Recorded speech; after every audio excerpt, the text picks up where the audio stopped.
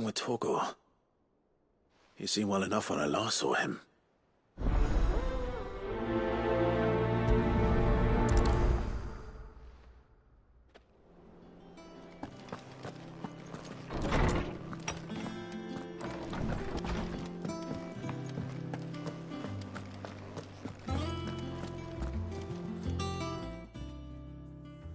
I got your note. You think something's wrong with Torgor? So you can read. Congratulations. But I didn't say I were wrong with him. I said something weren't right. He's not been eating me treats. He used to love cracking the bones from Molly's boiled brown, but now he won't so much as look at them. Didn't like him. Which is why I'm of a mind that his mind's on something else. You've not been working him too hard, have you? No harder than usual. Is that it, boy? Do you need a rest? What was it you said he was? A frost wolf? That's what the lawsman seems to think. Then maybe this all has something to do with whatever it is that's woken inside him. I suppose things have been different since Rosalith. Perhaps Hippocrates knows something. Instead of everything, you mean? Perhaps.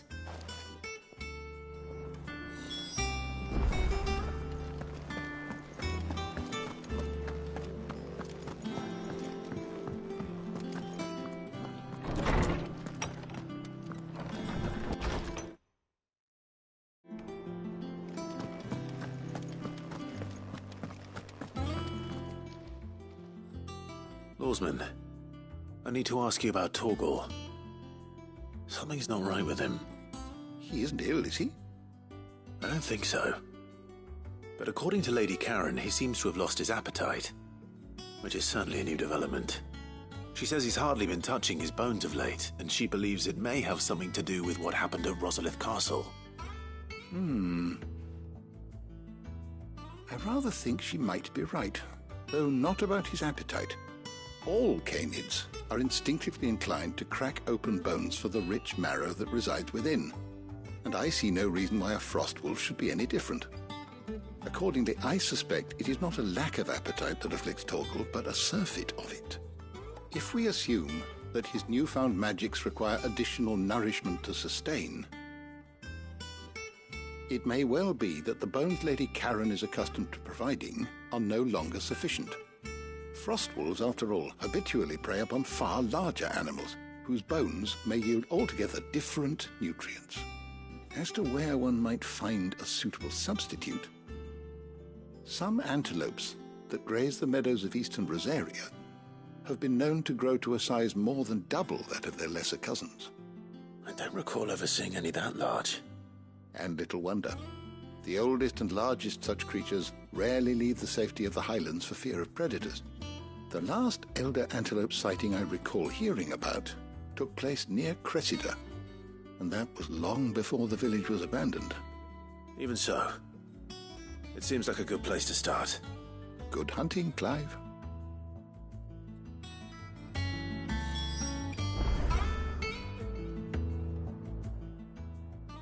Knowledge hoarded is knowledge lost. I only hope the bones of an elder antelope are alimentary enough for our faithful friend. If not, we may have to set our sights on something larger still. Go safely.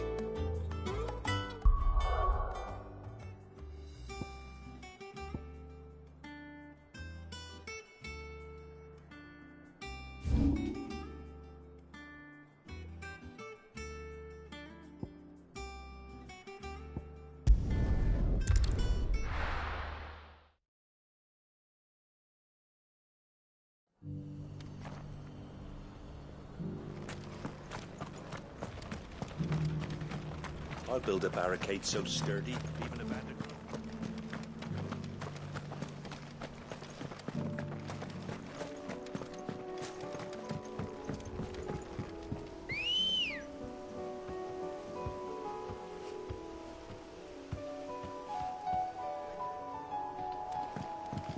Let's go.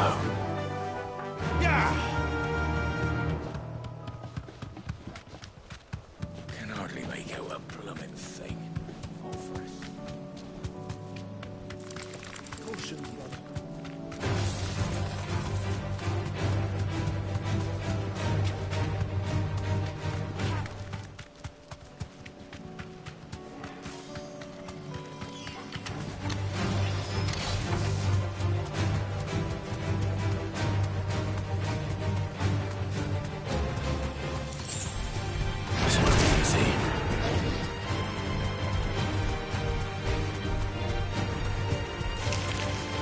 Certainly quiet.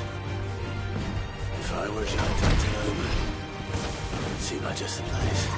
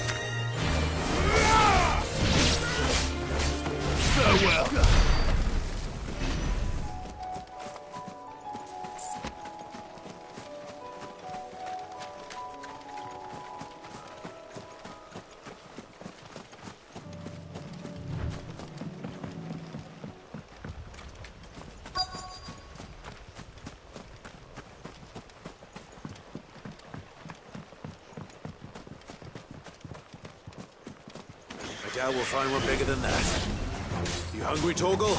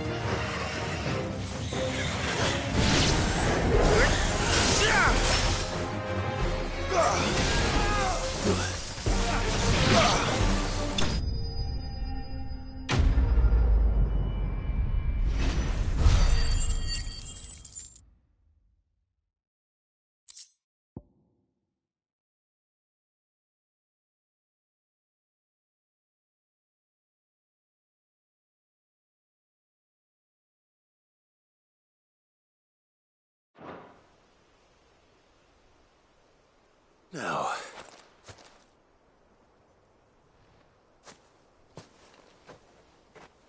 will it be enough, I wonder?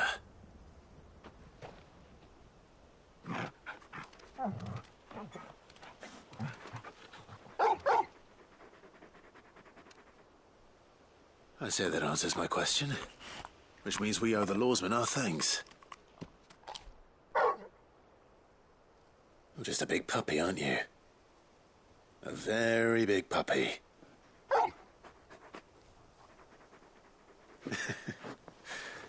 You do know you can take that with you, Torgal. Lady Karen will be relieved to hear you've got your appetite back. Come on, boy.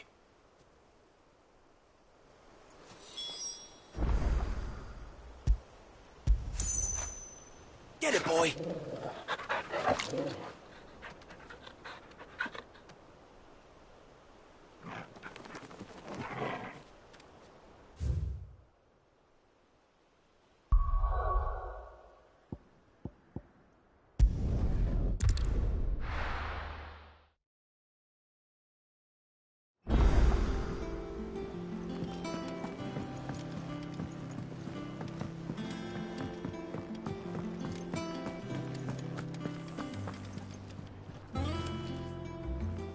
noticed you and Torgal had gone off somewhere. Take him for a walk, did you? You could say that.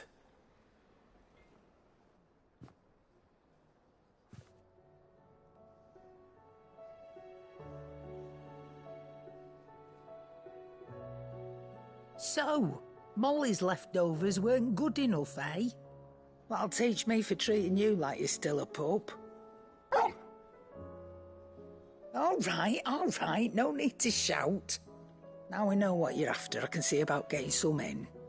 Speaking of which, I brought one for later. Can I leave it with you?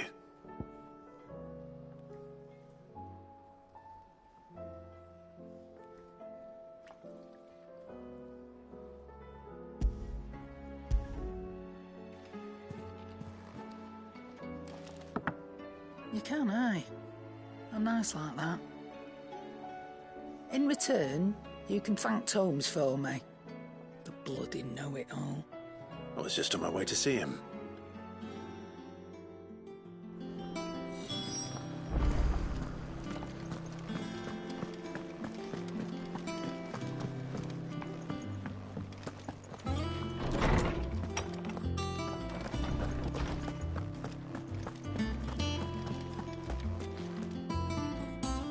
Ah, Clive.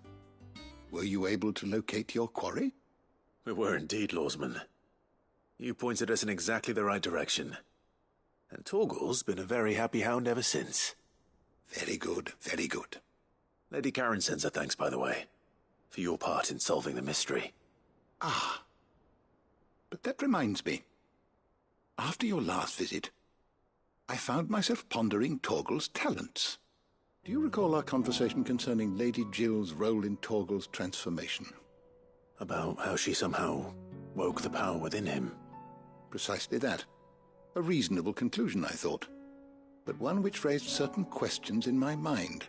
You see, the Fenrir of legend served Shiva and Shiva alone, and while the powers attributed to him are certainly impressive, the records imply they are somewhat different in nature to those you described Torgal as having used. What are you suggesting? That Torgal may be the beneficiary of more than one icon's power. Consider that in addition to Lady Jill, he has served as a loyal companion to you, your brother, and even the late Cid.